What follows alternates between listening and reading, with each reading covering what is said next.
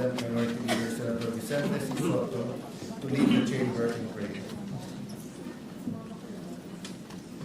Heavenly Father, we come before you today with humble hearts, seeking your presence, your wisdom, and guidance. In these challenging times for our nation, we ask that you shine your light upon every heart and every decision made in the service of the Filipino people. Lord, we pray for integrity to prevail over dishonesty, for humility to overcome pride, and for truth to silence deception.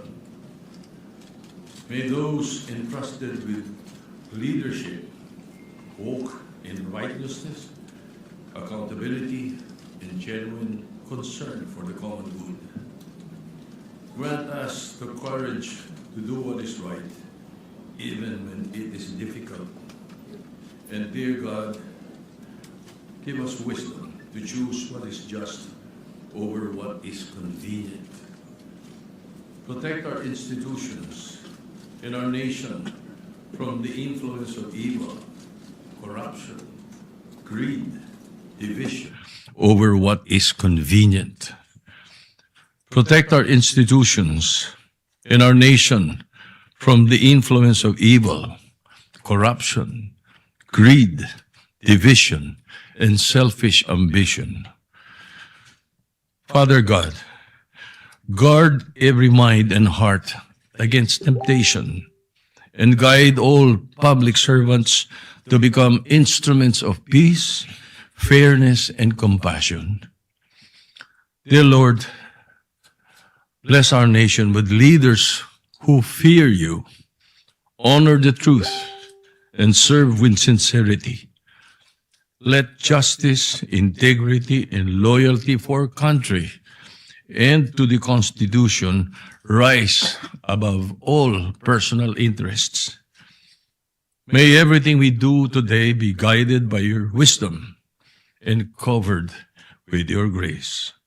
All this we ask in your holy name. Amen. Amen. Thank you very much, Senator Soto. A prayer that all of us should reflect on. Secretary, please call the roll call. Please call the roll.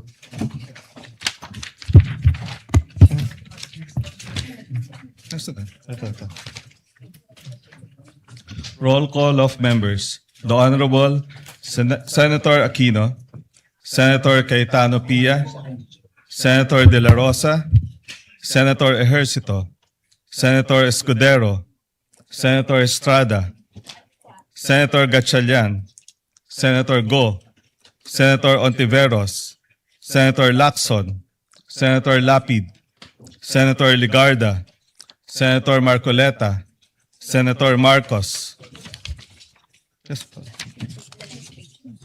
Senator Padilla, Senator Pangilinan, Senator Soto, Senator Tulfo Erwin, Senator Tulfo Rafi, Senator Villanueva, Senator Villar Camille, Senator Villar Mark, Senator Zubiri, Senate President Cayetano Alan is present. With 22 senators present, the chair declares the presence of a quorum. Mr. President, Leader. thank you. Mr. President, before we proceed, may I just be allowed to respectfully acknowledge some guests from the gallery? We have guests of our Senate President, Alan Peter Cayetano, Mayor Sammy Co of Pagadian City, who's here with us. Guest of Senator Mig Zubiri, may kababayan, the pride of Bulacan, Mr. Juanito Torres, a well-known artist from the great town of Pulilan, Bulacan. He's also with us. Guest of this representation, Mr. President, Councilor Jervy Cruz of Nampicuan, Nueva Ecija. He was the UAAP men's basketball most valuable player, Mr. President, from the UST Growling Tigers. We welcome all of them in this August chamber, Yes. Mr. President. Thank you for being with us today. Majority Leader. Thank you, Mr. President. At this juncture, I move that we dispense with the reading of the journal of the 64th session, May 18, 2026, and consider the same as approved. Any objection? Hearing none, the motion is approved. Mr. President, I move that we proceed with the reference of business. Is there any objection? There being none, the motion is approved. The Secretary will now read the items in the reference of business. Bills on first reading. Senate Bill number 2126, an act establishing the National Measurement Institute of the Philippines and appropriating funds therefore by Senator Lapid.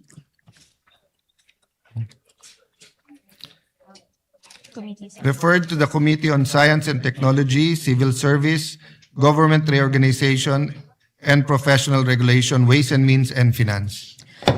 Senate Bill number 2127, an act extending the corporate life and expanding the powers of the Philippine International Trading Corporation, amending for the purpose PD number 1071, otherwise known as the Revised Charter of the Philippine International Trading Corporation by Senator Lapid. Referred to the Committees on refers to the Committee on Government Corporation and Public Enterprise, Trade, Commerce, Entrepreneurship, and Finance.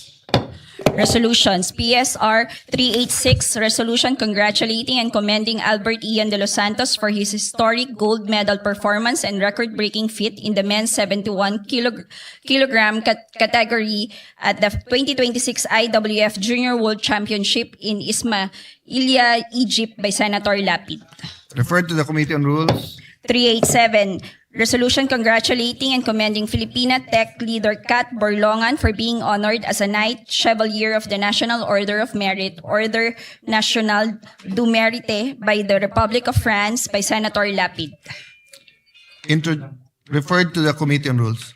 388, resolution urging the Department of Health to strengthen food safety, sanitation, and public health measures following the discovery of drug-resistant bacteria in street-sold palamig beverages in Tondo, Manila by Senator Lapid. Referred to the Committee on Health and Demography. 389, resolution congratulating and commending Team Pilipinas and Siniende of St. Pedro Poveda College for winning the gold medal in the Open Hip Hop Division of the 2026 International All-Star Federation Dance Worlds Championship held in Orlando, Florida by Senator Lapid.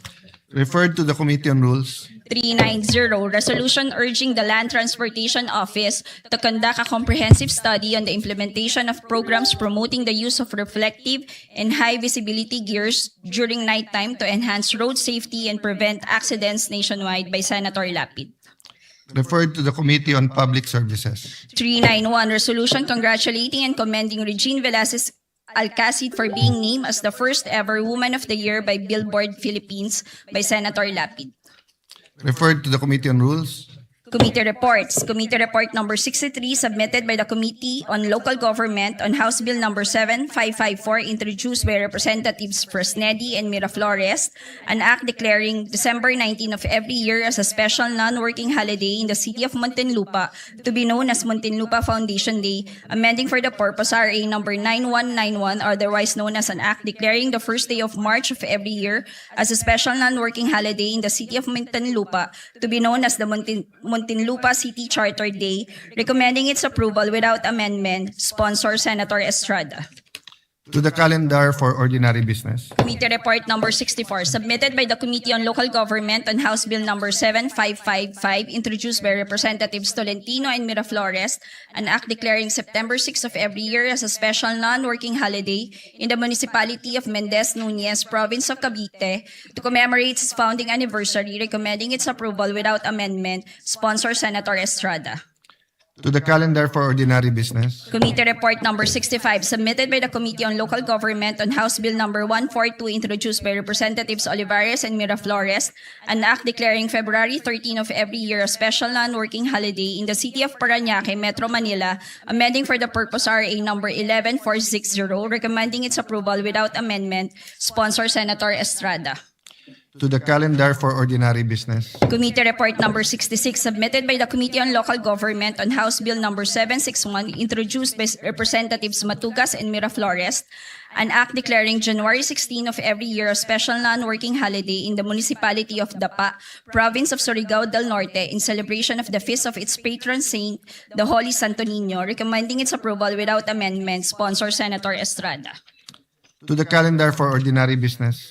Committee Report Number 67, submitted by the Committee on Local Government on House Bill Number 762, introduced by Representatives Chan and Miraflores, an act declaring June 17 of every year a special non-working holiday in the city of Lapu-Lapu, province of Cebu, in commemoration of its charter anniversary, recommending its approval without amendment. Sponsor Senator Estrada.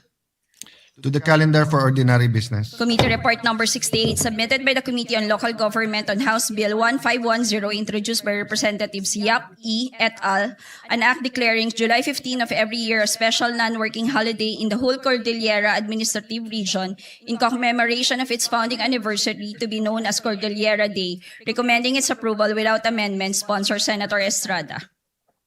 To the calendar for ordinary business. Committee Report Number 69, submitted by the Committee on Local Government on House Bill Number 1538, introduced by Representatives Bolilla and Miraflores, an act declaring June 9 of every year as a special non-working holiday in the municipality of Rosario, province of Batangas, in celebration of its founding anniversary, recommending its approval without amendment. Sponsor Senator Estrada. To the calendar for ordinary business. Committee Report Number 70, submitted by the Committee on Local Government on House Bill Number 1539, introduced by Representatives Bolilla and Miraflores, an act declaring November 11 of every year as a special non-working holiday in the municipality of Taysan, province of Batangas, in celebration of its founding anniversary, recommending its approval without amendment. Sponsor Senator Estrada. To the calendar for ordinary business. Second edition. Suspend lang 1 minute. Session suspended.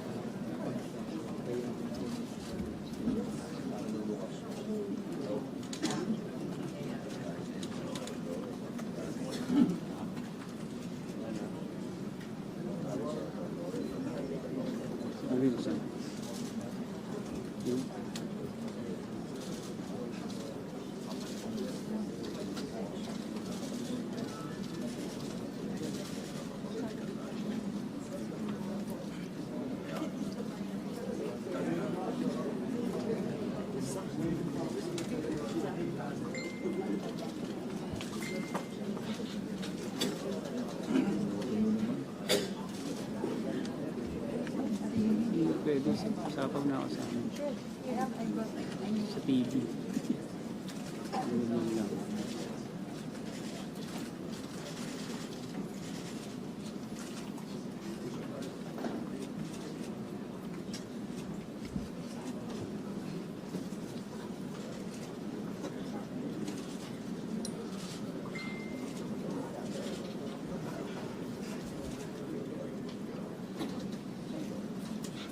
Ginagamit mo ba ng camera natin? Gumagana. Ako. Ah, robotic. Walang tao. Pag-alis na lang yun.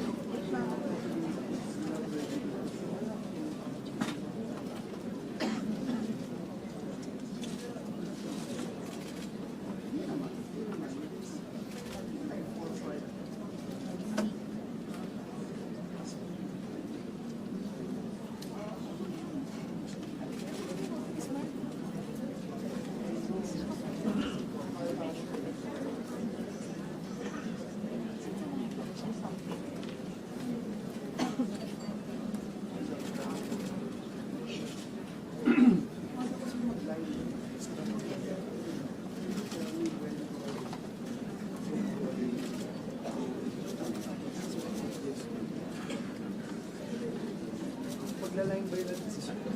You get my point? Line by line. So, okay, dun sa line yun, or yun na, nakalagpas na. Kaya ko na-test na question. Get my point? Okay, kaya nga. Yun muna, pero papasahin na lang doon ang amendments to. Tapos, after yun,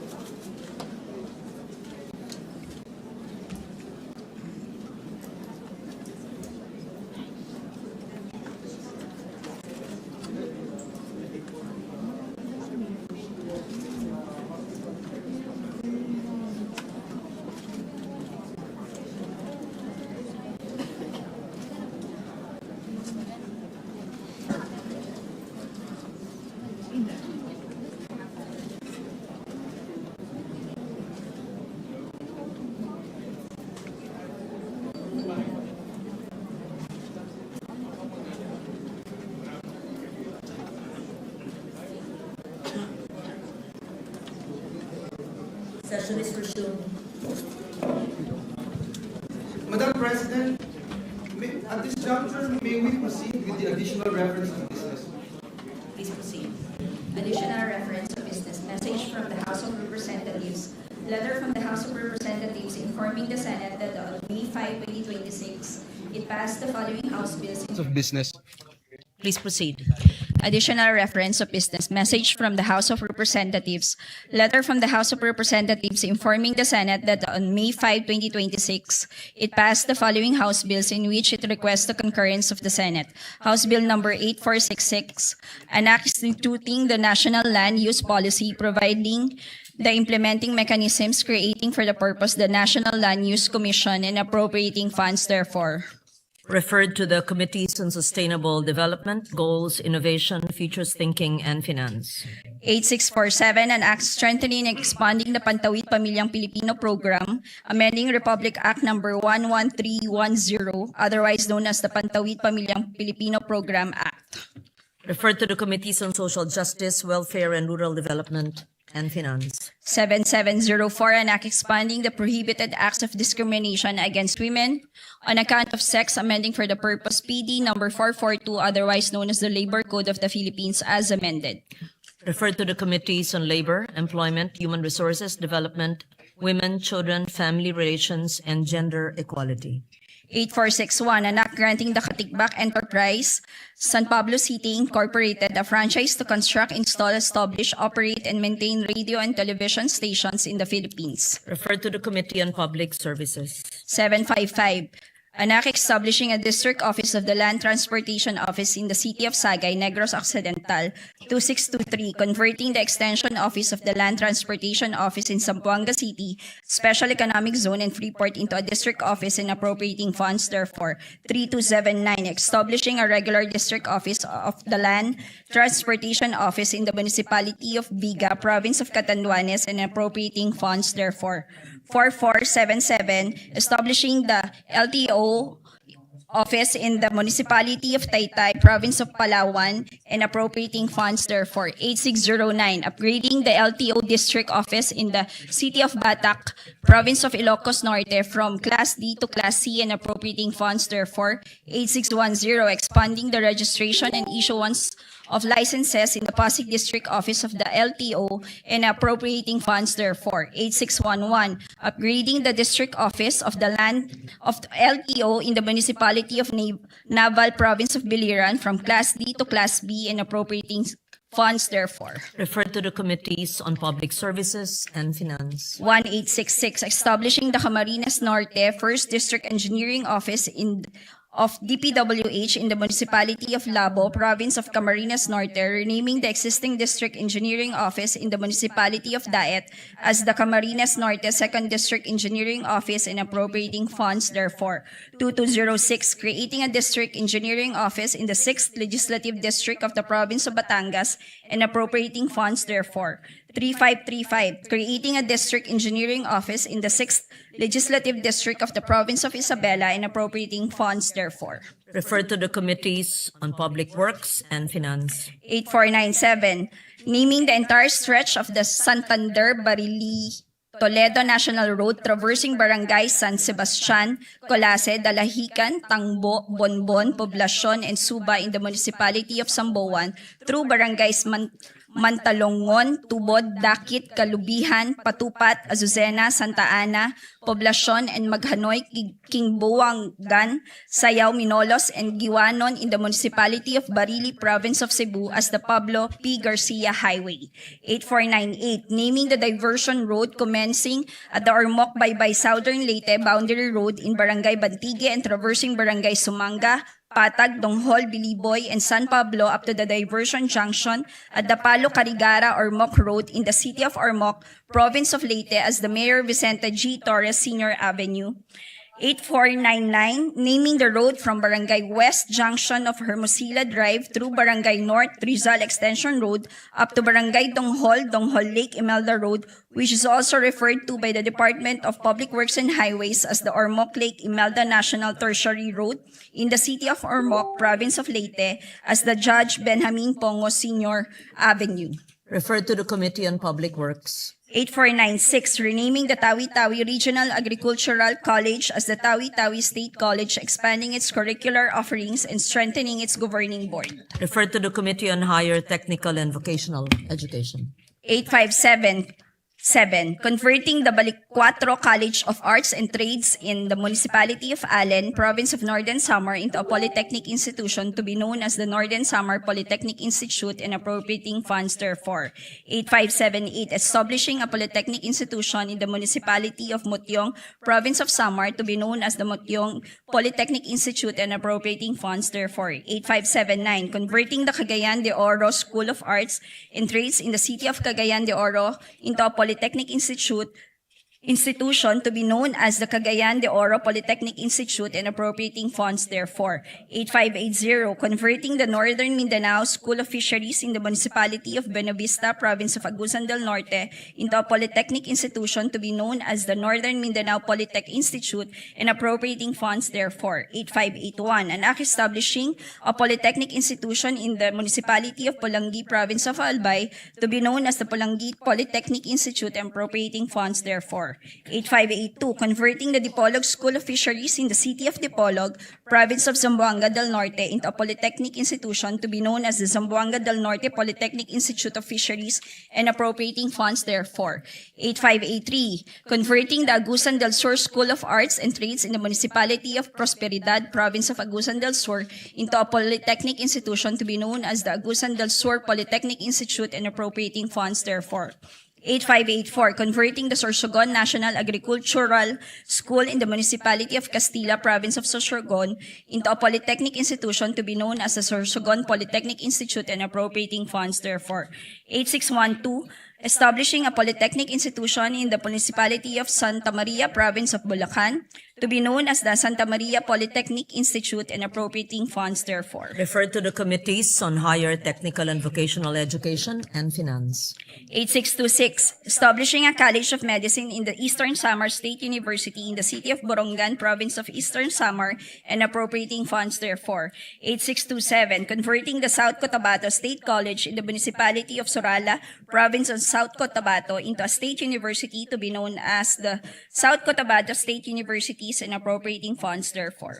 Referred to the Committees on Higher Technical and Vocational Education, Ways and Means, and Finance. 839, an act declaring Can Umantad Falls located in Barangay Kadapdapan, Municipality of Kandihay, Province of Bohol, an ecotourism site. 842, declaring Kankoka Hills located in Barangay Cambane, Municipality of Kandihay, Province of Bohol, an ecotourism destination. 901, declaring Mabanog Falls located in Barangay Darapuay, Municipality of Bansalan, Province of Davao del Sur, an ecotourism site. And 1005, declaring the Congressman Edelmiro A. Amante Sr. Mapaso Resort and Adventure Nature Park located in the municipality of Santiago, province of Agusan del Sur, an ecotourism zone. Referred to the Committees on Tourism, Environment, Natural Resources, and Climate Change and Finance. 1663, establishing the Battle of the Sibuyan Sea Memorial Shrine in the municipality of Kahidjokan, province of Romblon, and declaring it a tourism destination. Referred to the Committees on Tourism and Finance. 1664, declaring the Binukot Beach area located in Barangay Bunsuran, municipality of Ferrol, province of Romblon, an ecotourism destination. Referred to the Committees on Tourism, Environment and Natural Resources, and Climate Change and Finance. 1665, declaring the Kolong Beach located in the municipality of Corcuera, province of Romblon, a tourism destination. And 1666, declaring the municipality of San Jose, popularly known as Isla de Carabao, province of Romblon, a tourism destination. Referred to the Committees on Tourism and Finance. 1667, declaring the Looc Bay area located in the municipality of Looc, province of Romblon, an ecotourism destination. Referred to the Committees on Tourism, Environment, Natural Resources, and Climate Change and Finance. 1668, declaring the Payayasog Beach located in Barangay Mangansagag, municipality of Corcuera, province of Romblon, a tourism destination. 1669, declaring the ruins of Cota de San Jose located in the municipality of Corcuera, province of Romblon, a tourism site. 1672, declaring the Siki It Elepante Rock Formation located in the coast of Barangay Labnig, municipality of Corcuera, province of Romblon, a tourism site. Referred to the Committees on Tourism and Finance. 2928, declaring the municipality of San Fernando, province of Romblon, a tourism development area. 8562, declaring the municipality of Columbio, province of Sultan Kudarat, as tourism development area. 8563, declaring Bangal Caves located in the municipality of Ragay, province of Camarines Sur, as ecotourism destination. Referred to the Committees on Tourism, Environment, Natural Resources, and Climate Change and Finance. 8564, declaring Barangay Managa in Sitio Balutakay, municipality of Bansalan, province of Davao del Sur, as a farm tourism destination. Referred to the Committees on Tourism and Finance. 8565, declaring the Pasig Islet located in Barangay Bato, municipality of Santa Cruz, province of Davao del Sur, as an ecotourism site. 8566, declaring Barangay Kapatagan in the city of Digos, province of Davao del Sur, as tourism destination. 8568, declaring the Bakhawan Eco Park located in Barangay New Buswang, municipality of Calibo, province of Aklan, as an ecotourism zone.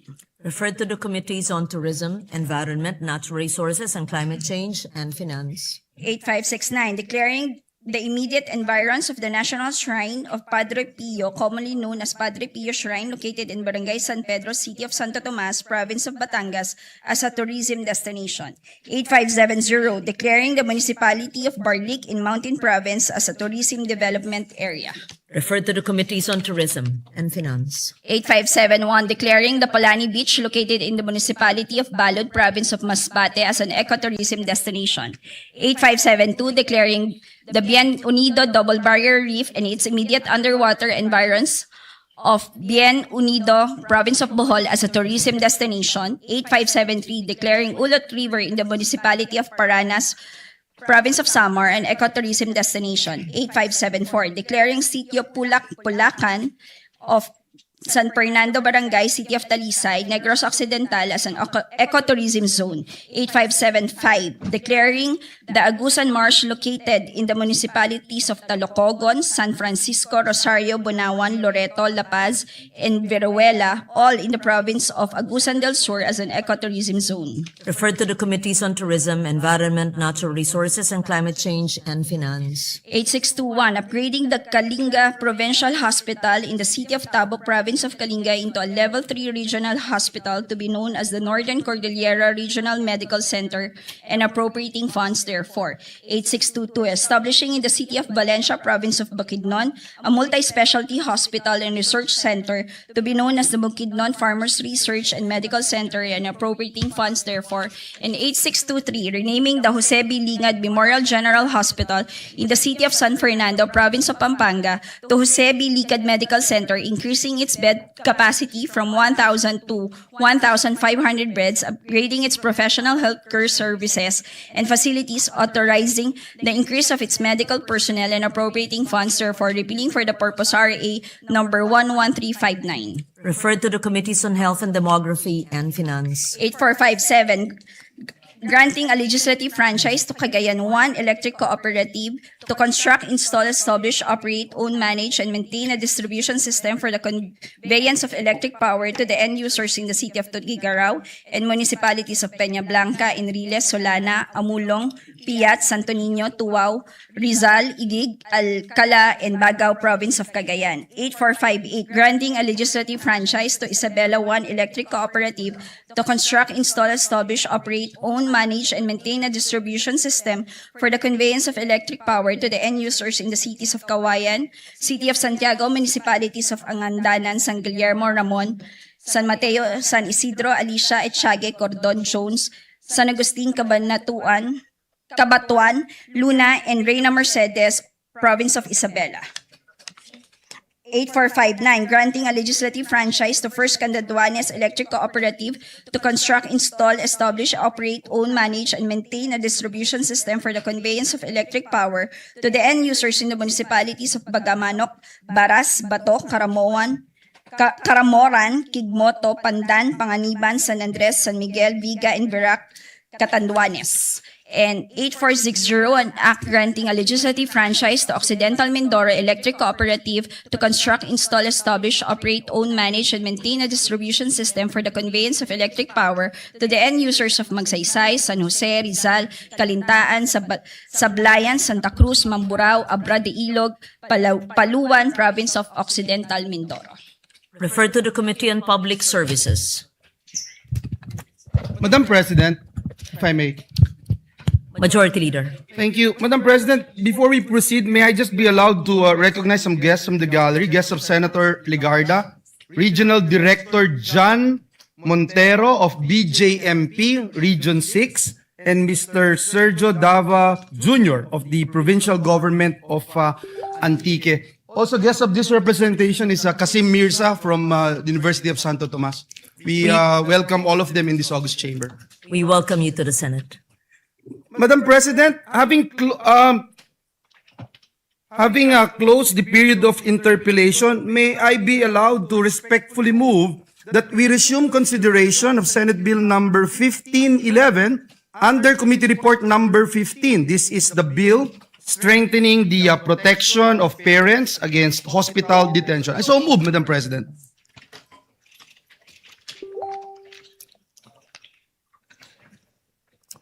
Which bill is that?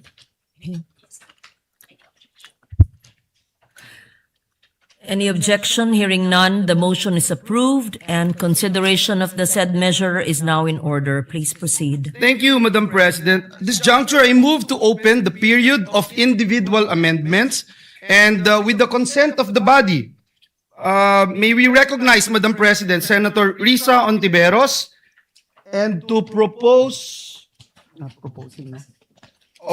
the chair, the sponsor of the measure, Senator Risa Ontiveros, to propose amendments, Madam President. I so move. We recognize Senator Risa Ontiveros for the period. Is this committee amendments? This is individual amendments, Madam President. Individual amendments? Yes. But Senator Ontiveros is a sponsor. Yes, Madam President. Please proceed. Thank you, Madam President. Madam President, I thank Senators Sherwin Gatchalian, Joel Villanueva, and Robin Padilla for their proposed amendments, enhancing the provisions of Senate Bill 1511, or the Enhanced Anti-Hospital Detention Act. Page 1 amendment from Senator Gatchalian. On page 1, line 12, after the conjunction or, delete the word carers and replace with the word caregivers. I so move, Madam President. No objections? It's adopted. Thank you, Madam President. Page 2 amendments. I see Madam Senator Pia The lady Cayetano. from Taguig and Patera, Senator Pia Cayetano, seeking the floor. May I move that she be recognized, Madam We President? recognize Senator Pia Cayetano. Thank you, Mr. President, Madam President. Her Honor will recall that this representation waived our right to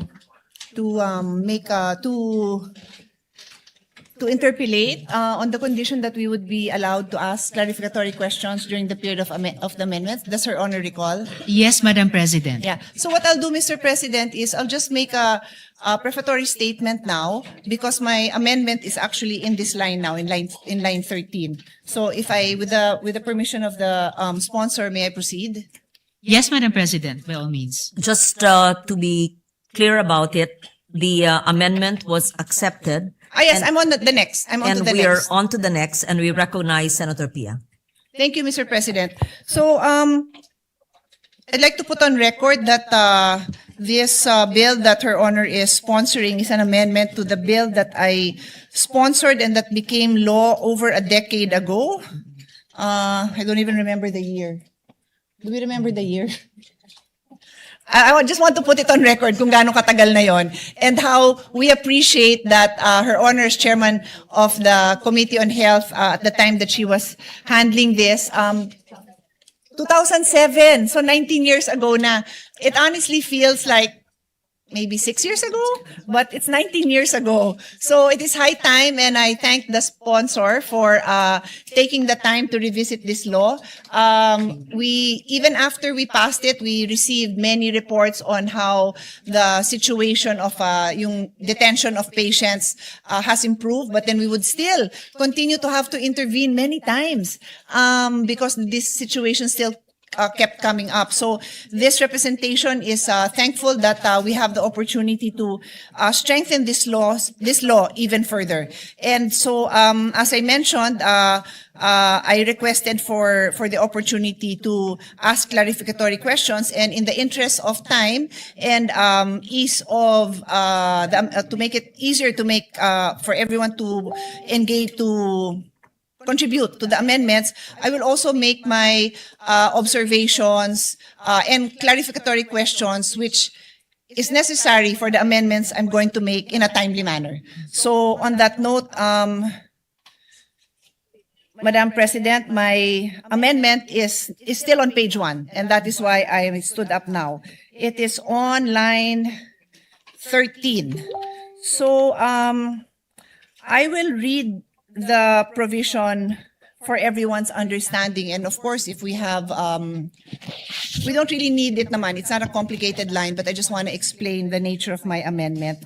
So the existing provision with the amendment of Senator Gatchalian reads, it shall also be unlawful to detain the relatives, representatives, or caregivers of such patients, as well as the newborn child, in the case of maternity patients. So that is where my question is. On line 13, there is reference to the newborn child. What I'd like to point out, Madam President, is that does Her Honor think there is a need to indicate and to insert the proper descriptive lines whether the newborn child is fully or partially recovered or may have died? Because this is a phrase that is found in the previous paragraph with reference to a patient. And I read, this is the existing provision. The detention of patients who have fully or partially recovered or have been adequately attended to or may have died. So may clarification na gano'n, na yung status ng patient, whether nag-recover siya partially or fully or namatay, covered siya. So I'm also asking now, should we make that same clarification for the newborn? Kasi po, yung nakita kong mga cases, ilalaban pa talaga ng ospital, patay na. Hindi naman sinabi sa batas nyo na patay na. Buhay pa. So, this representation feels it won't hurt to add those lines. We submit this, Madam President, I do agree with the gentlewoman from Taguigan Pateros that it would not hurt to include that qualification if she so desires. Okay.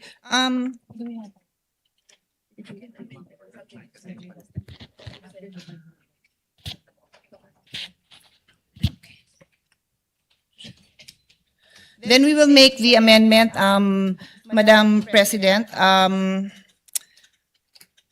I can get back to Her Honor. It's a very simple line naman, so let me just propose it. We can proceed so we don't delay, and then I'll get back to this line. Yes, Simple Madam lang naman. President. It will I'll be, ask my Legi staff as well to formulate Yes, of course. this. I would just like to clarify. Before this, we accepted the amendment, and this will be another sentence, the next sentence. May you just please read it, and then we say subject to style, or depending on the consultation with the sponsor. Yes. Well, more or less subject to style, it would be newborn child who was fully or partially recovered or who has been adequately attended to or who may have died. Similar to the above provision. We submit, Madam President, subject to style. If the sponsor so agrees, then the amendment you're supposed to accept it if you would agree. Just to add, Unless Madam there's any President, to my earlier acceptance, although this second paragraph of Section 1 is originally supposed to refer to that nefarious practice of palit ulo, but as I mentioned, it would not hurt if the gentlewoman so desires to add that qualification of whether having fully or partially recovered and having been adequately attended to or may have died to the phrase newborn child, Madam President. It is therefore accepted by the sponsor. It is accepted, Madam Subject to President. I just style. made of record that the original focus of this paragraph was that palit ulo practice. That is But just to be clear, the focus doesn't change. This amendment strengthens that whether buhay po or patay na po, covered, hindi nila pwedeng, it strengthens the right That of is understood. the mother Yes. to be able to bring home her child. Yes, Madam Yes. President. And we recognize a minority leader, Senator Soto. I will concur with the subject to style, but just as a reminder, editorial amendment, I don't think there is a use for the Article 2 between us and thee. Yeah, that's what. Yes, we noted that, Madam President. I would have included that. My staff was already pointing it out to me, but since I said subject to style, di ko na po sinama. But thank you, Mr. Minority Floor Leader, dahil yun din po ang nakita natin. Thank you for that. We thank the minority leader for that. We proceed, Madam Sponsor. Yeah, yes, Madam President. Thank you. On moving now to page 2 amendments. First from Senator Gatchalian. On page 2, line 12. Madam President, Yes, I have Madam an President. anterior amendment. Mine, Madam President, is on line 6. And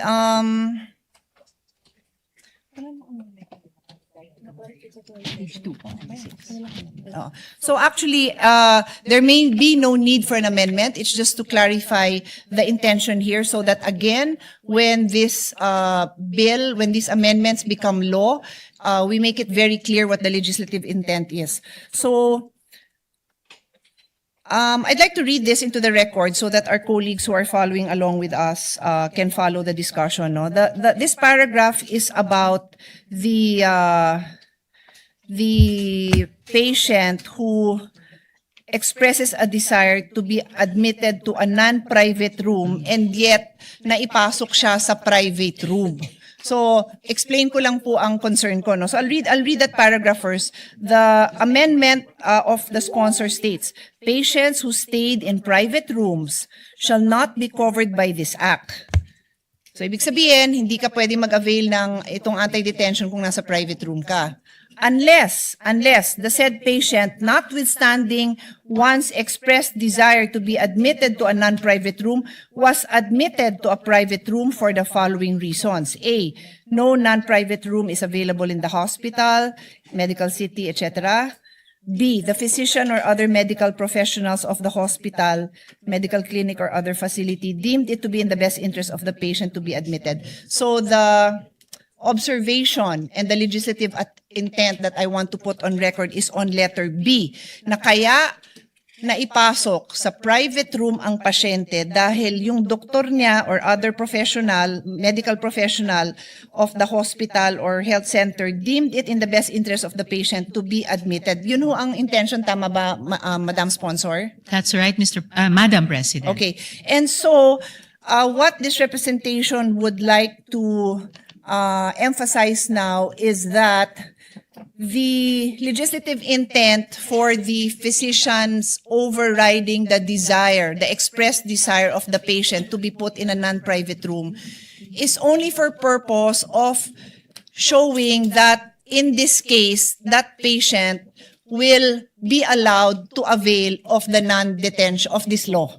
They can avail of this law. In other words, we are not liberalizing or changing the rule that the patient's desires will always govern. A doctor, medical professional cannot override a patient's desire in other cases. Limited to dito sa topic ng non-hospital detention. Tama ho ba, Madam Sponsor? Yes, Madam President. One bill, one topic. Yes. So yun lang naman, again, to put it there, because minsan nako-quote yung bill, alam nyo naman, nako-quote, tapos hindi naman yan yung intention natin dito. So nagkakasundo po tayo ng sponsor. Yun lang po. Thank you very much. Thank you. What is the next amendment of Senator Pia? Just for my clarification. Yes, we recognize the Minority Leader. Yes, thank you, Madam President. Just for my clarification. So kapag ikaw ay nasa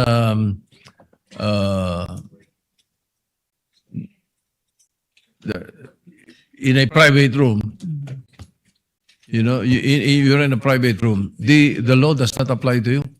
This law does not apply to you? Is that it? That is right, Madam President. So kung nasa non-private room ka, ano babayaran mo ron? Di ba wala ka naman talagang babayaran doon? Sa private room kami babayaran eh. It's actually the So case. why are we exempting Minority Leader. them?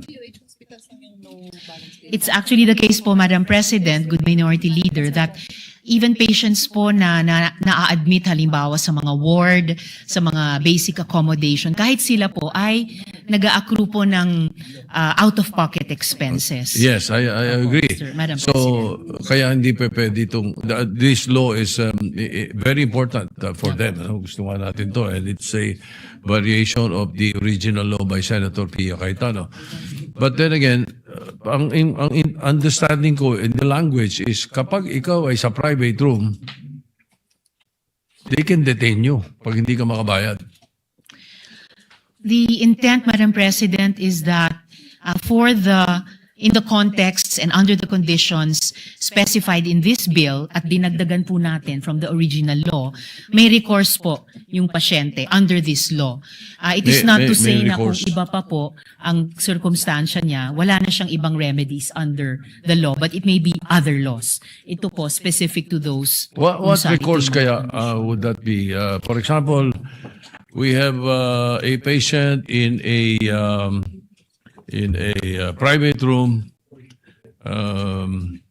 May cirrhosis of the liver. And then, sabi ng mga doktor, wala na pag-asa ito. Iuwi nyo na lang. Hindi maiuwi, walang pambayad. Hindi papayagan ng ospital. They do not fall in the category of this law. Or this bill, I'm sorry. Unfortunately, Madam President, in the case of that patient, yung medical decision po ng attending physician niya ang magpe-prevail. Well, The answer, if Her Honor will allow. Certainly, Madam Yeah, President. at least, Yes. thank you. At Senator least Pia. during the time that we sponsored the original bill, iba lang yung requirements ng private hospital. They have the liberty to, nagpapauwi naman yan sila, and we really don't support any detention under any condition. But because they chose a private room, minsan ang mahal din talaga ng rooms na pinipili nila, may iba silang kondisyon. So they may be requiring promissory note, guarantor, ang daming requirements bago nila palabasin. In this case, very specific yung rule na no detention, and then later on in other provision, there are also requirements pa rin to produce something, but that is what the law is dictating. Hanggang dito lang ang pwede nyong i-require. Pag private na, then the hospitals can make other requirements, Mr. President, to secure the payment that for payment for the services that were rendered, Mr. President. Yun yung naalala po natin dun sa bill when we worked on it before. Thank you. Additionally, I hope Madam it President, clarifies. po maiiwasan yung sitwasyon na binababalaan ni Minority Leader dahil kahit sa mga private hospitals, by law, kailangan nilang i-provide 10% ng mga kwarto nila under ward or basic accommodations terms to the patients, Madam President. well, just for the record, so that when this bill becomes law,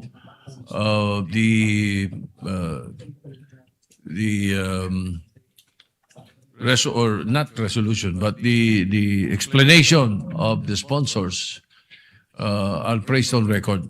So just in case it is questioned on this particular issue. And the I point just of the wanted to minority place that leader on is the record. protection on the part of those availing Yes, of so the those who cannot pay. Anyway, cannot pay, but in a yes, private room. We just Yes. wanted to place it on record. Thank you. Thank you. Thank you, Senator Minority Soto. Leader, Madam President. Senator Cayetano is finished with her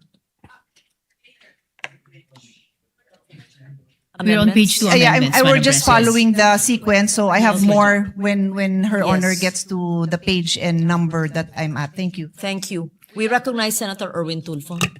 If the lady sponsor would allow it, Madam President, I just Yes, Madam President. gusto ko lamang po kasing linawin, nabanggit po kasi kanina na may mga pasyente pong sila po kasi ang namimili na ilagay sila sa pribadong kwarto. Sa amin pong public service, sa aking pong tanggapan, kadalasan po na ini-interview po namin ay bakit ka pumasok sa private room gayong wala ka naman palang kakayahan na magbayad. Ang sagot po lagi sa amin, Madam President, good lady sponsor, ay emergency po. Puno po lagi ang mga ward, ang mga free ward. Kaya napipilitan pong silang sinasabi sa ospital na kung maaari ilagay ang kanilang pasyente sa private ward, sa private room. Minsan po alam nila na napakamahal po ito pero gusto lang po siguro nilang mailigtas ang kanilang mahal sa buhay. Kaya po, kasi ang sinasabi kadalasan ng ospital, ala po kaming kwarto, ala po kaming higaan para sa inyo. Kailangan po ninyong ilipat ang inyong pasyente. Dito po nagkakaproblema. Kaya napipilitan po ang isang mahirap na pasyente na kababayan natin na sabihin na lamang okay na po sa free ward, ay sa paying po kami, magbabayad naman po kami. Gayong alam po nila na wala po silang kakayahan na magbayad. Ito po ang isa sa mga kadalasang suliranin ng mga kababayan natin, Madam President, good lady sponsor. Kaya po, hindi naman sa kagustuhan nilang mailagay sa private room, kundi dahil sa ika nga kailangan na pong matugunan, makita ng doktor ang pasyente. Otherwise, ang option lamang po nila ay ilipat sa ibang ospital. Kalimitan po sa mga lalawigan, kailangan ilipat pa sa isusunod na bayan o sa lungsod ang pasyente para lamang po matugunan. Paano po, Madam President, good lady sponsor, kung ang sakit po ay appendicitis at kailangan na pong operahan, ililipat pa po ba? Kaya no choice po sila. Siguro po, can we put this on record, Madam President, good lady sponsor, na sometimes po, hindi po nila kagustuhan na ilagay po ang kanilang pasyente sa ospital. Yun sa private room, Madam President, good lady sponsor. Yun lamang po. Thank you, Senator Erwin Tulfo. Salamat. Take note of that, and Yes. at least if there are problems in the future in interpretation of this law, the comments will be able to enlighten the poor patients who may be booked in a private room. Thank you. Salamat, Madam President. And even now, salamat sa good gentleman mula sa Palawan. Yung pag-exempt sa exemption ng coverage nitong law sa ganong mga pasyente na inilarawan ng good gentleman ay nandun na rin po sa page 2, line 8, letter A, na kaya sila na ipasok sa private room. May dahilan na no non-private room in the hospital, medical clinic, or any other similar facility was available. Or ganun yung impormasyon na ibinigay sa kanila. And the patient was compelled to be admitted thereto due to the urgency of the case. Pero nagpapasalamat pa rin ako sa good gentleman. Yung dagdag na paliwanag nila sa ganitong sitwasyon ay on the record na rin po para sa mga situations in the future tulad ng sinabi ni Madam President na kailangan pang lalong ipaliwanag. Salamat, Madam President. Thank you. We recognize Senator Pia Cayetano. It's just an added commentary. Earlier when I said that we thank the sponsor for taking up this amendment to the existing law. Kasi nga, these are the kind of examples that are brought to our attention. Whether it's kay Senator Tulfo sa atin, and I'm sure sa tanggapan din ng ating sponsor. So, kaya nasama na nga. Yung sinasabing sitwasyon ni Senator Tulfo, nandyan na sa letter A, and I read it into the record earlier. So, we thank the sponsor na in-include na talaga yan kasi it's a very common complaint that we receive. Thank you. Thank you. Salamat, Madam President. Moving on to, page 2 amendments from Senator Gatchalian. On page 2, line 12, after the second article, insert the word attending. And after the word other, insert the word competent. I so move, Madam President. No objections? Hearing none. The amendment is adopted. Thank you, Madam President. Still from Senator Gatchalian, on page 2, line 18. After the word circumstances, insert a colon and the phrase, provided that the medical justification shall be in writing and signed by the attending physician or other competent medical professional. I so move. No objections. Hearing none, it is adopted. Thank you, Madam President. From this representation and Senator Gatchalian, still on page 2, between lines 18 and 19, insert the following paragraph. For purposes of this act, detention refers to any act of restraining a person from leaving the hospital, clinic, or similar facility on grounds of non-payment, in part or in full, of hospital bills, medical expenses, or professional fees. It includes the refusal to A, physically discharge or to issue documents necessary for discharge, interment, or benefit claims. B, remove medical devices when removal is medically appropriate. Or C, release a cadaver of a deceased patient to the surviving relatives. I so move, Madam President. No objections. Hearing none, it is adopted. Thank you, Madam We President. recognize Senator Pia Cayetano. Yes, Madam President.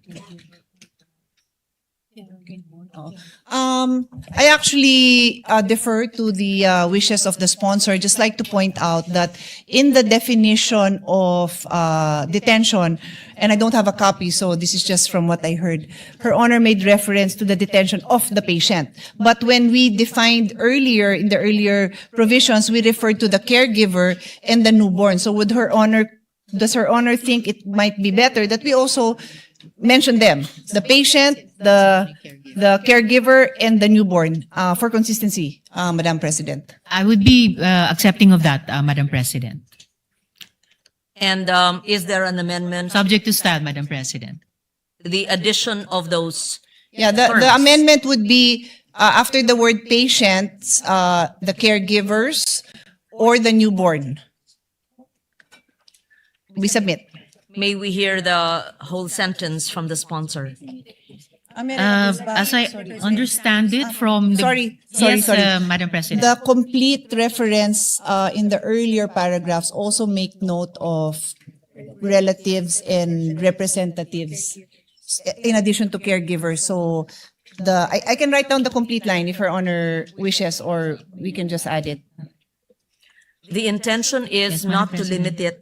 The intention is not to limit it to patient, To the but to patient. include everyone else that Yes. was mentioned earlier, that if they cannot detain those persons. The caregiver and The newborn relatives baby. and or representatives. Yes. That is the intention. So we'll include that same enumeration in this provision. I don't have a copy. I'm sorry. So I can't make reference to which line because I don't have a copy of the amendment. Yes. Again, Madam President, I accept subject to style. Thank you, Senator Cayetano. Thank you, Madam Sponsor. Thank you, Madam President. And just for the record, Madam President, the proposed amendments clarify and strengthen the definition of detention by expanding coverage beyond physical restraint to include indirect or administrative acts that prevent or delay lawful discharge or release. The revisions also broaden the scope of covered facilities expressly, and here this speaks to the concern of the gentle lady from Taguig and Pateros, expressly include caregivers and deceased patients, and clarify prohibited acts such as withholding discharge documents, delaying cadaver release, or refusing medically authorized device removal. These changes close interpretative loopholes, align the definition with actual detention practices, such as palit-ulo, and strengthen patient protection consistent with the intention of RA 9439. Moving on, Madam President, from... Sorry. Yes, Madam Yeah. President. Again, this issue is so close to my heart, so I'm just randomly thinking of other situations. Did Her Honor, or for that matter, any of our colleagues, come across situations where yung gamit nung pasyente hindi nire-release? Kasi tinatanong ko yung staff ko ngayon, parang meron ding ganon. So, baka we should consider that even the belongings, because it could, imagine now that people bring their laptop, yung mga long staying doon, baka may dala pang, di naman refrigerator, pero baka may dalang, pwede may nagpapasok ng refrigerator now that I remember. So, would Her Honor consider that, na they cannot also hold Personal belongings. the belongings? Yeah. Certainly, Madam President, lalo na kung personal belongings naman talaga yun ng pasyente or pamilya or carer niya, dinala nila for the confinement, certainly they should not be, kumbaga, withheld from them kapag uuwi na, Madam President. So actually, sabi nga po ng staff ko, medyo maraming report na kinukuha yung cellphone. So I will draft an amendment and then balikan na lang po natin. I will submit the language in a while. Yes, thank you for that. We take note of that. gentleman. Thank you. Thank you, Madam President. Yes, Madam We President. recognize Senator Erwin Tulfo, Majority Leader. Thank you, Madam President. Good lady sponsor. Nais ko lamang pong idagdag sana kung wala pa po dito, ay nabanggit po kasi ng ni Senadora Pia na yung mga laptop at cellphone. May mga nangyari na rin po na kukunin na lamang po ng tatay o ng asawa yung pasyente sa ospital at wala pong pambayad, pinapaiwan po yung kanyang hanap buhay. Tricycle o jeepney, minsan po ay wala pong mga cellphone. Ang pinapaiwan po ay tinatanong, may traktor ka ba? Hand traktor. No choice po kundi gagawin po nung pasyente, nung asawa o ng tatay, iiwan po ang kanyang pangkabuhayan. Jeepney, tricycle driver, tricycle, traktor, hand tractor, Madam President, good lady sponsor. So, just in case kung wala pa po, baka pwede isama na ho natin. Wag naman na hanap buhay po yun eh. May lalabas niya nga po yung kanyang anak, asawa, subalit yung kanyang pangkabuhayan naman po ay mawawala. Thank you, Madam President. What is the amendment of Senator Tulfo then? Gusto ko po sanang maisama po ito How do kung, we phrase it? kung isama na rin po Yes. doon sa amendment Livelihood? po. Opo, na kay Senadora Pia, yung livelihood. Huwag naman pong alisin yung livelihood, Madam President. And so we would include personal belongings and livelihood? Is that what the sponsor would agree to? Again, Madam President, probably subject to style, but I fully recognize the not just concern but real situations na inilalarawan ng good gentleman mula sa Palawan. Kaugnay nung dati ring mga or kasalukuyang practices na pinapipirma ng promissory note at kailangan may collateral. Paano nga po kung walang collateral or maika-collateral yung tao na aabot pa hanggang sa mga kagamitan para maghanap buhay. So this amended law is intended or amendatory bill is intended to prevent such situations. So I would be open to adding language reflecting the concern raised by the good gentleman. Thank you. Madam President, Yes, if I may. Majority Leader. Madam Yes. President, we have been talking about the proposed amendment of the distinguished gentleman from Palawan, and right now, Senator Pia and our minority leader are coordinating with each other with the right word that will be introduced later on. So we would like to put that into the records. Madam President, if I may I just move for a minute suspension? Session suspended.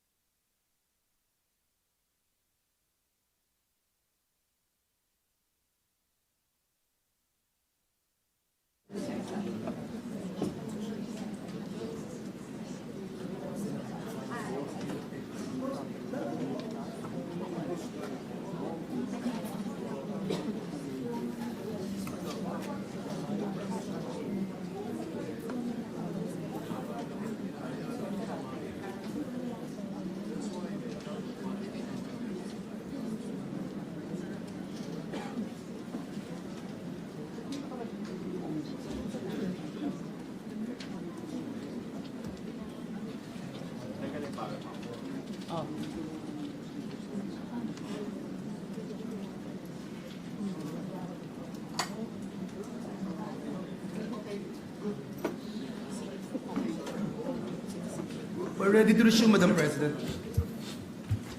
Session is resumed. Madam President, to allow our colleagues to craft the necessary amendment being proposed here on the floor, may I move that we suspend consideration of Senate Bill number 1511 under Committee Report number 15. So move, Madam President. Any objections? Hearing none.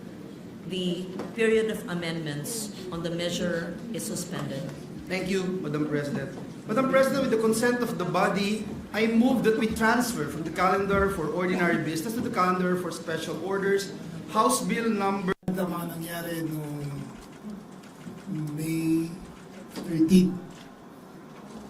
Unang-una po, gusto ko pong isaan na pagkatapos ng 6 na araw na masusing pag-investigasyon, paghagila po na lahat ng available videos, interviews. These are bills granting Philippine citizenships. I so move, Madam President. Any objection? Hearing none. Motion is approved. Madam President, I move that we consider the aforementioned House bills. I so move, Madam President.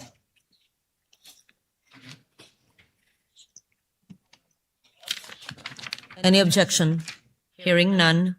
The motion is approved.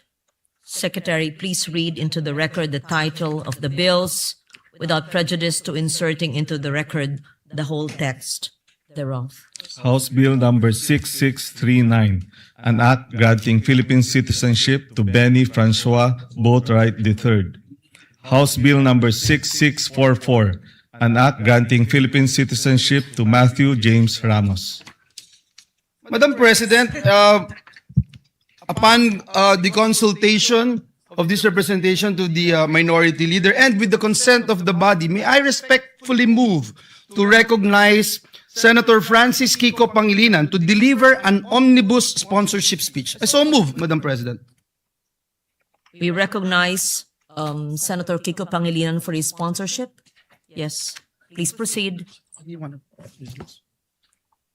Thank you, Madam President. Thank you, distinguished Majority Leader, Acting Majority Leader, and to our distinguished colleagues. I rise today, with the permission of our colleagues,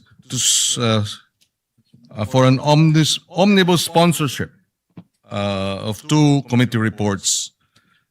Committee Report number 61 in consideration of House Bill 6639, granting Philippine citizenship to Benny Francois Boatwright III, and Committee Report number 62 in consideration of House Bill number 6644, granting Philippine citizenship to Matthew James Ramos.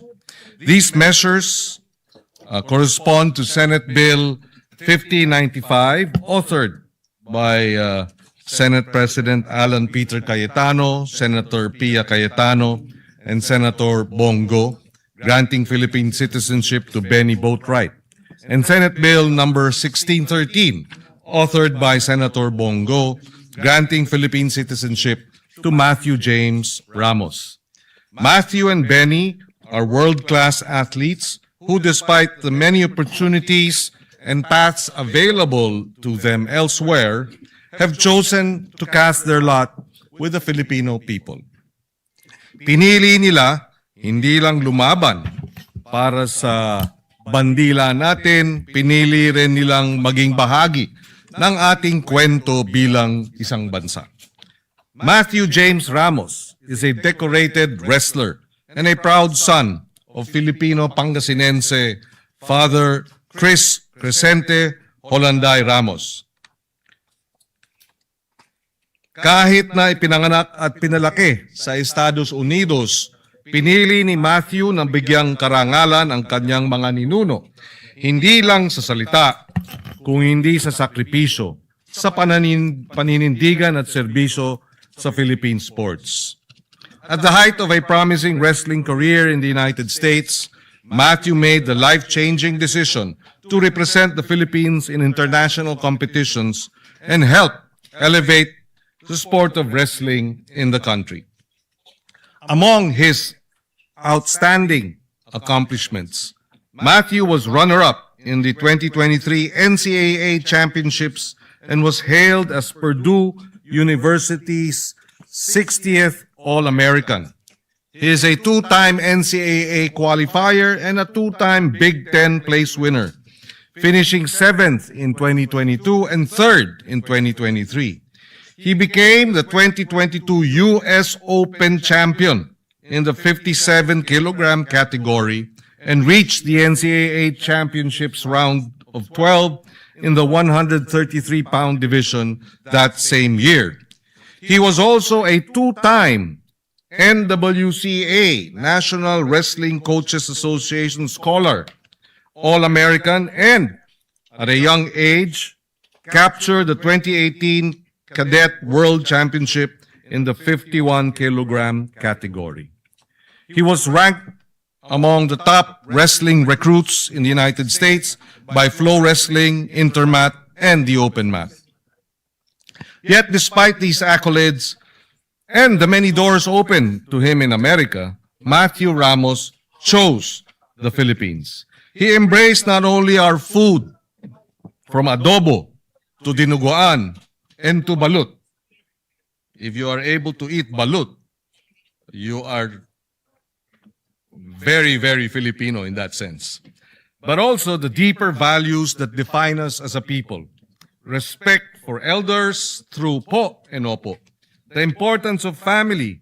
During the hearing, I think 6 or 7 or 8 of his family members and his fiancée or his girlfriend was there. And he brought the warmth of the Filipino spirit and of community. Like adobo, which is cooked differently in every region of the country, being Filipino comes in many forms. But whether in cooking, in sports, or in nationhood, what matters most is the heart, ang puso. And for Matthew Ramos, becoming Filipino is already in his heart. He was unable to attend today's sponsorship speech, Mr. President, but he was actually here last week when we were scheduled to sponsor it last week. He had to go back to the United States for a competition, but he is committed to coming back when we pass this measure in plenary. We also recognize Benny Francois Boatwright III, a 27-year-old basketball player from Los Angeles, California, whose talent and leadership have already inspired countless Filipino basketball fans. Benny Francois Boatwright is here with us in the gallery.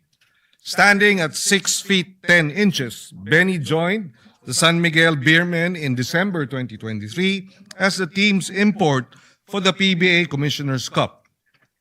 He played a crucial role in leading the Beermen to the championship, delivering 19 points, 13 rebounds, 8 assists in the title-clinching Game 6.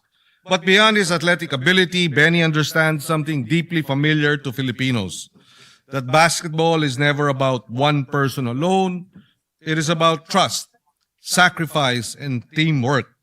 That spirit mirrors our own Bayanihan tradition, the belief that people achieve greatness when they lift one another up. By embracing the Philippines and choosing to stand with Filipino athletes, Benny Boatwright strengthens not only our basketball program, but also our hopes of excelling on the international stage, defending our Asian Games title, and one day returning to the Olympics. In recognizing the sincere desire of Matthew James Ramos and Benny Francois Boatwright III to become Filipinos, these bills seek to honor not only their achievements as athletes, but also their genuine commitment to our flag, our people, our culture, and our nation. For citizenship is not defined solely by jus soli, meaning right by birthplace, or jus sanguinis, meaning right by blood. As people have moved since the beginning of time, citizenship is also defined by the right by choice. Citizenship is also defined by choosing to carry the Philippine flag with pride and honor before the world. Mabuhay ang pinipili ang Pilipinas. Mabuhay ang nagmamahal sa Pilipinas. Mabuhay ang Pilipinas. May we request our colleagues, we urge them to support this measure and its immediate passing. Maraming salamat, Mr. President. Thank you, Senator Pangilinan. Majority Leader.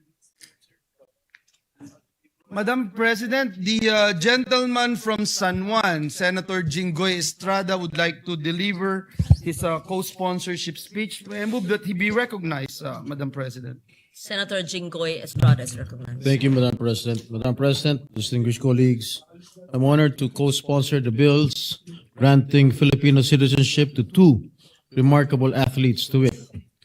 House Bill number 6639 under Committee Report number 61, entitled An Act Granting Philippine Citizenship to Benny Francois Boatwright III, and House Bill number 6644 under Committee Report number 62, entitled An Act Granting Philippine Citizenship to Matthew James Ramos. The said bills are reported out by the Committee on Justice and Human Rights under the able leadership of its chairperson, Senator Francis Kiko Pangilinan, the best friend of Senator Robin Padilla.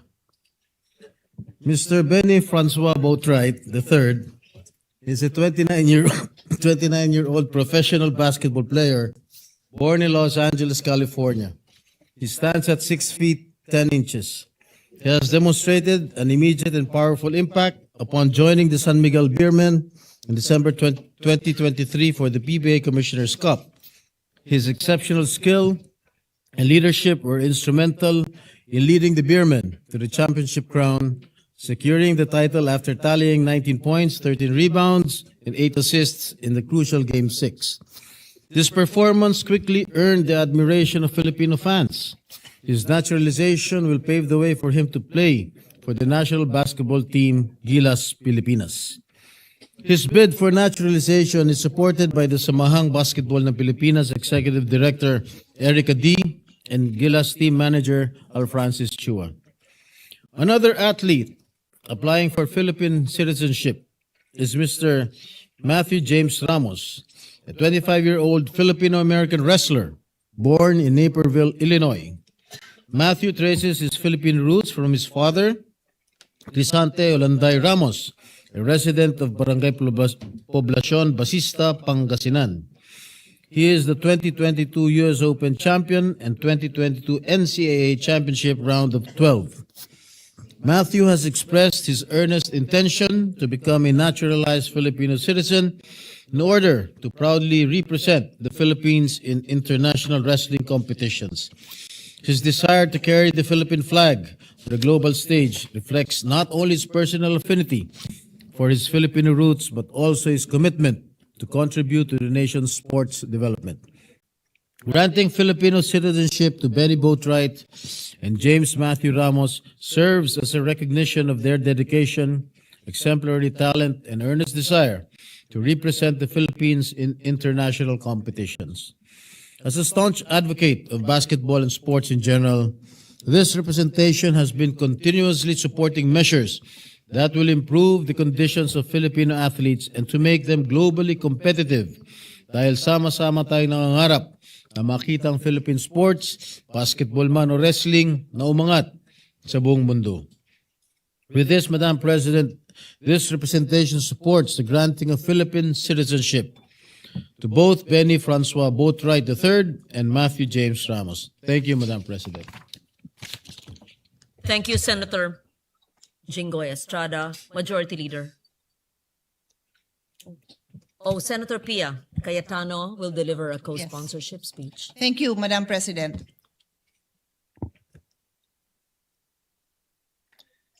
Madam President, I rise to co-sponsor House Bill number 6639 under Committee Report number 61, granting Philippine citizenship to Benny Francois Boatwright III, and House Bill number 6644 under Committee Report number 62, granting Philippine citizenship to Matthew James Ramos.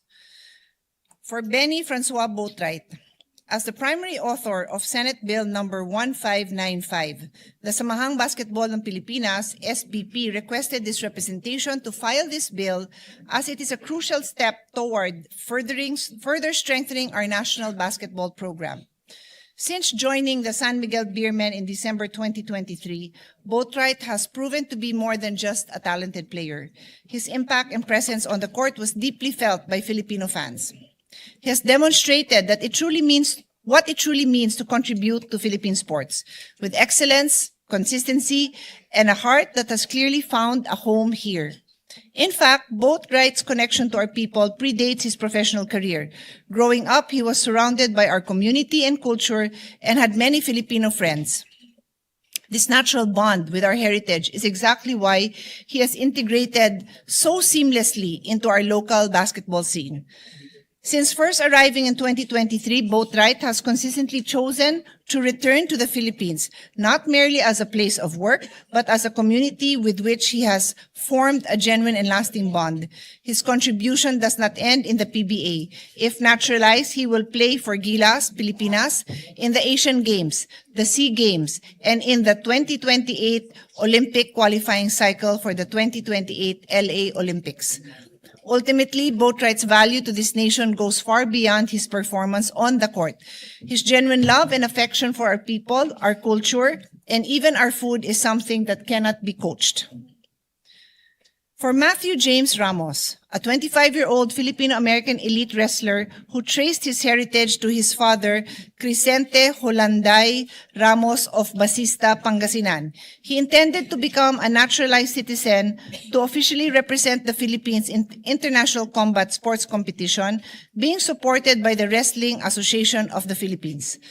Ramos holds an exceptional athletic record, highlighted by being crowned the 2018 Cadet World Champion, winning the 2022 US Open Championships, and finishing as the 2023 3, National Collegiate Athletic Association, NCAA, national runner-up for Purdue University, where he earned All-American honors. Demonstrating a rare balance of athletic and academic rigor, he maintained his standing as a two-time National Wrestling Coaches Association Scholar, All-American, and was recognized as one of the 2024 outstanding seniors by Purdue's College of Health and Human Sciences. Crucially, he brings this elite coaching expertise back home, committing to train, mentor, and uplift local Filipino wrestlers. His naturalization promises to elevate the Philippines on the global wrestling stage and serve as a powerful inspiration to the Filipino youth. In closing, granting citizenship to Boatwright and Ramos, who have both demonstrated excellence and commitment to the Philippines, is a recognition of the value they bring to our collective aspirations. I've always believed that sports is more than just a game. It is a platform. It is a platform for our youth to see what excellence looks like in action. Being an athlete has taught me important life values such as discipline, teamwork, time management, and commitment, all of which I use to this day. These are the same standards we now set forth for Boatwright and Ramos as they prepare to raise the Philippine flag. I ask for your support, my dear colleagues. Thank you, Madam President. Thank you, Senator Pia Cayetano. For another co-sponsorship speech, we recognize Senator Bongo.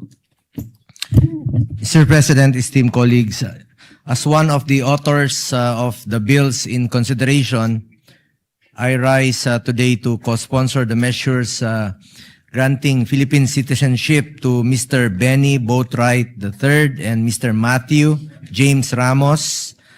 At the outset, allow me to express my full support for these measures and thank the sponsor, Senator Kiko Pangilinan, for prioritizing these measures. The grant of Philippine citizenship is a power recognized under our Constitution and exercised by Congress in favor of individuals who have shown not only merit and competence, but also a sincere commitment to serve the Filipino nation.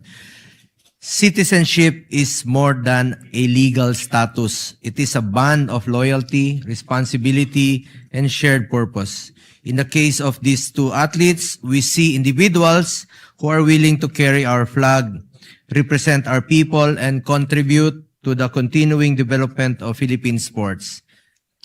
Mr. Benny Boatwright has already made a strong mark in Philippine basketball. Napapanood niyo po siya sa PBA, sa ongoing PBA, no? Kaya lang na eliminated yata sila just last Saturday or Sunday. But anyway, since joining the San Miguel Beermen in 2023 PBA Commissioner's Cup, he has shown exceptional talent, professionalism, and leadership on the court. His contribution helped the team capture the championship, and his performance proved that he can be a valuable addition to the future of Philippine basketball. As a potential naturalized player for Gilas, Pilipinas, yun po ang pinaka kulang ngayon natin, no? Since yung mainstay natin sa Gilas, Pilipinas na naturalized player na si Justin Brownlee ay hindi na rin po bumabata. Kailangan natin ng batang naturalized player. Mr. Boatwright brings size, skill, discipline, and experience that can strengthen our national team in international competitions. Pareho sila ni Brownlee. May mga 3 points shooting rin po ito. Magaling sa 3 points. His possible inclusion will not only improve our competitiveness, but will also contribute to our long-standing dream of seeing the Philippines stand proudly among the best basketball nations in the world. Lalong-lalo na po ngayon na napanalunan po natin ang first ever gold since 1962. After 63 years tayo nanalo muli sa Asian Games nung 2023 Asian Games. and we are now the defending champion. Paalala ko lang po kay Mr. Boatwright, as you take on this role, just a reminder to you, you are expected to maintain your health and fitness at all times. Be always fit. Being part of the national team is not just an opportunity, it is a responsibility that calls for dedication, sacrifice, and excellence. Always bear in mind your duty to support and elevate the team, guided by discipline in everything you do, both on and off the field. You must consistently keep yourself in peak condition, prepared to perform and compete at the highest level. Always eat Filipino food. Try to eat bulad also, my favorite. Likewise, we also recognize Mr. Matthew James Ramos, a Filipino-American wrestler whose Filipino roots trace back to Pangasinan through his father. Ito talaga, nanggaling po ito sa Pangasinan at pride natin ito. Mr. Ramos has clearly expressed his desire to become a Filipino citizen and to represent the Philippines in international wrestling competitions. This desire is not only merely symbolic, it reflects his respect for his Filipino heritage, his connection to our people, and his willingness to bring honor to the country through his chosen sport.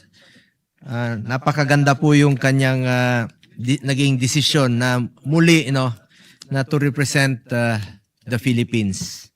With athletes like Mr. Ramos, we have an opportunity to further develop the sport, which will open more doors for Filipino wrestlers and raise our standing in regional and international tournaments. Mr. President, as chairperson of the the Committee on Sport, I believe that our duty is not only to support athletes who already bring honor to the country, but also to strengthen the systems and opportunities that will allow Philippine sports to grow. The naturalization of Mr. Boatwright and Mr. Ramos forms part of this broader effort. It allows us to build stronger national teams, expand our national talent pool, and inspire young Filipinos to dream bigger, train harder, and believe that they too can represent the country with pride and excellence. These measures are not simply about granting citizenship to two deserving individuals. They are also about investing in Philippine sports and recognizing those who are ready to serve and honor the Filipino flag. Thank you po, Mr. President. Thank you po, Madam President. Thank you very much, Senator Bongo. Majority Leader. Madam President, to allow our colleagues to further study the measure, I move that we suspend consideration of the aforementioned bills. I so move, Madam President. Any objection? Hearing none. Motion. Senator Mig Zubiri, our former Senate President, is seeking the floor. I move that he be recognized, Madam President. Recognize Senator Mig Subiri. Thank you, Madam Tita Ganda of the Senate. Nice to see you smiling, former Yes, Senate President I had Subiri. a lack of sleep yesterday, Madam President. That's why I was not up to speed with what was happening. But anyway, Madam President,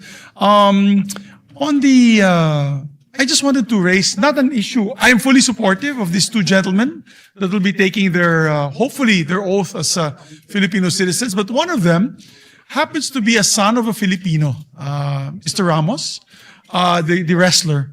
And I was talking to my colleagues, or my dear friend Alvin Aguilar is here from the Wrestling NSA. We're together with the NSA. He's for wrestling and I'm for Arnis.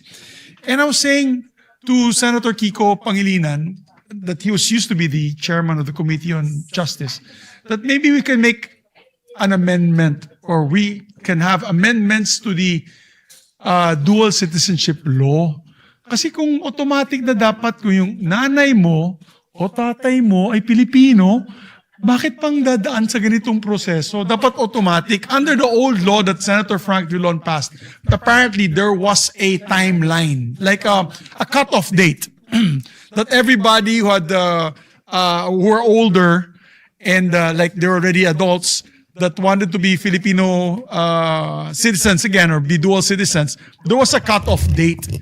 I think it's about time we revisit that law, Madam President, to our colleagues that are listening today, whoever will be the chairman of the Committee on Justice, and let us amend it. Let's just make it automatic. Because I was in Japan recently, I met a lot of OFWs who were not able to apply there's online or fill their dual citizenship because nga, of that cut-off date. I think, Madam Chair, it's a time that we revisit the law, and so as long as you can prove that your mother or your father is Filipino, automatic yung pagbigay po ng dual citizenship.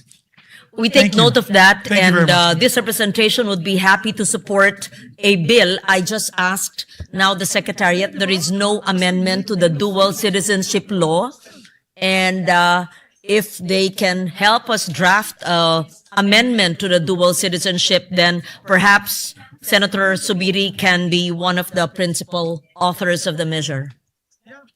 We'll do that. Thank you. Thank you. Thank you. Majority Leader.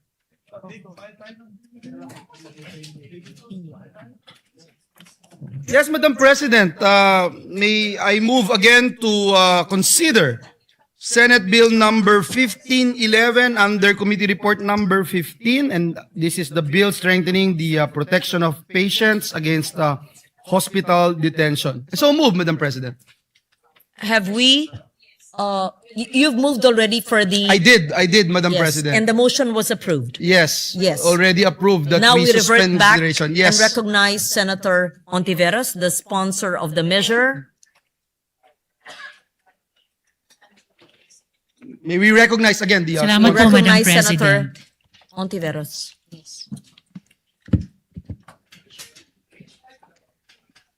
Salamat po, Madam President. If I may, Madam President, pending confirmation from the gentlewoman from Tagican Pateros, if my proposed formulation of the question she raised and about which she will formulate an amendment is already acceptable to her, may I seek the permission of Yes. Madam President to proceed with the amendments of Senator Gatchalian? Please proceed. We Thank you. recognize Senator Pia Cayetano as well. All right, Madam President. Yes, Madam President, dear sponsor, on page 2, between line 18 and 19, the amendments which included this representation's amendment to the amendment to include patient, relative, representative, caregiver, and new caregiver is accepted, except that some words are plural and some words are singular. So may Her Honor just choose, will we go with singular or plural? Thank you. So Well, subject we to will style, go with approved, plural, subject Madam to style. President, and subject to style, Madam President. So, thank you, Madam President. Senator Cayetano is done with her amendments. Yes. All right. I will read the whole text, Madam President, as amended. Okay. So, if I may proceed, Madam President? The session suspended. Yes, Madam President. Yes, minute suspension.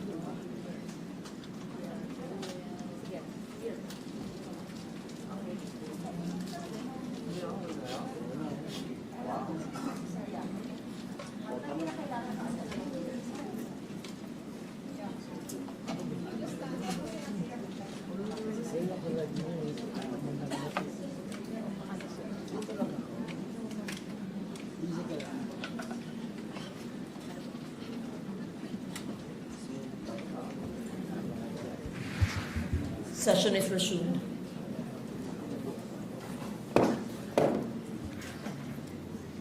We recognize once again the sponsor of the measure, Senator Risa Ontiveros.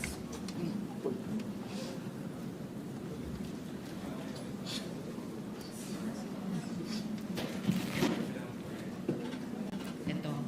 Thank you, Madam President.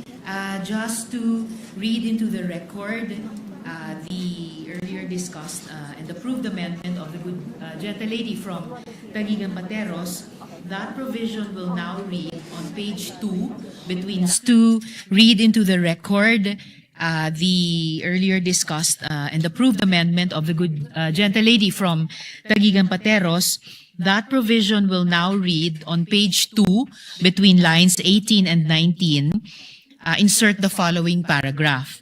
For purposes of this act, detention refers to any act of restraining a person, whether a patient, relative, representative, caregiver, newborn, or deceased person, from leaving a hospital, clinic, or similar facility on the ground of non-payment, in whole or in part, of hospital bills, medical expenses, or professional fees. It includes the refusal to A, physically discharge a patient or issue documents necessary for discharge, interment, or benefit claims. B, remove medical devices when such removal is medically appropriate. C, release personal belongings. And D, release the cadaver of a deceased patient to the surviving relatives. So for the record, Madam Chair. We therefore approve Yes, the Madam Chair. amendment just read by the sponsor. Thank you, Madam Chair. To proceed, Still on page 2 from Senator Gatchalian. On page 2, line 30, after the word required, delete the preposition on and replace with preposition of.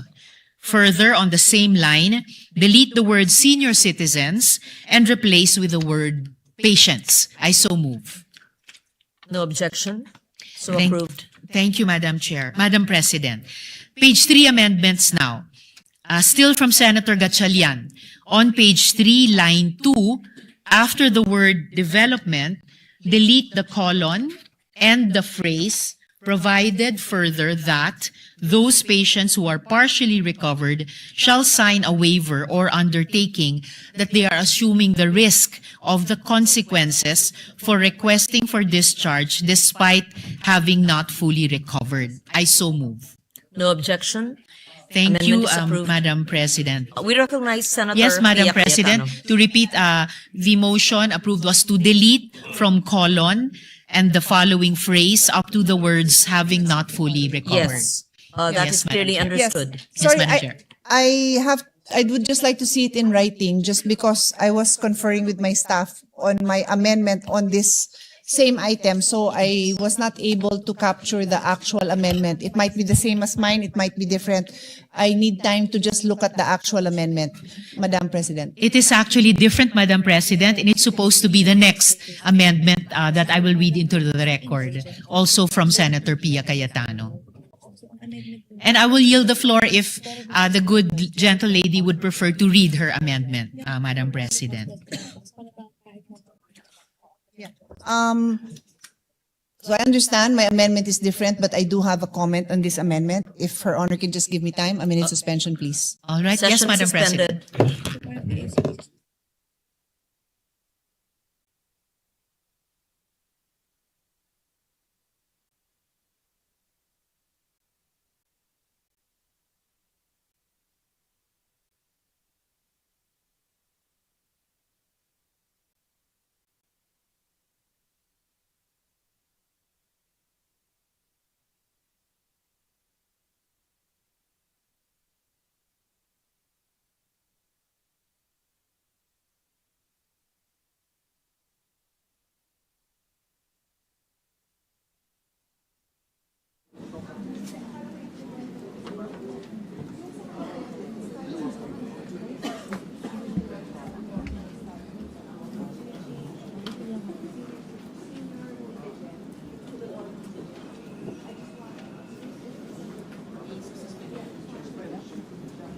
Madam President.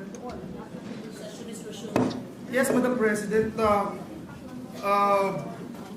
As agreed upon by our minority leader and the members present here today in this plenary, may I just respectfully move that we suspend consideration of Senate Bill number 1511 under Committee Report number 15 with the commitment that this will be tackled first as first item tomorrow, Madam President. I so move, Madam President.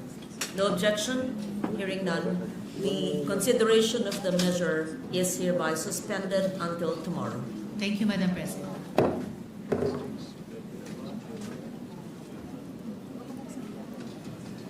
Madam President, at this juncture, and pursuant to Rule 10, Section 13 of the Rules of the Senate, may I respectfully move to elect Senator Mark Villar as Chairperson of the Committee on Finance, Vice Senator Win Gatchalian. So move, Mr. President. Any objection? Hearing none. Motion is approved. Thank you, Madam President. Elect Senator Mark Villar as Chairperson of the Committee on Finance, Vice Senator Win Gatchalian. So move, Mr. President. Any objection? Hearing none. Motion is approved. Thank you, Madam President. Madam President, I move that we adjourn the session until 3 o'clock in the afternoon of Wednesday, May 20, 2026. So move. Any objection? Hearing none. Session is adjourned until 3 o'clock in the afternoon of Wednesday, May 20, 2026.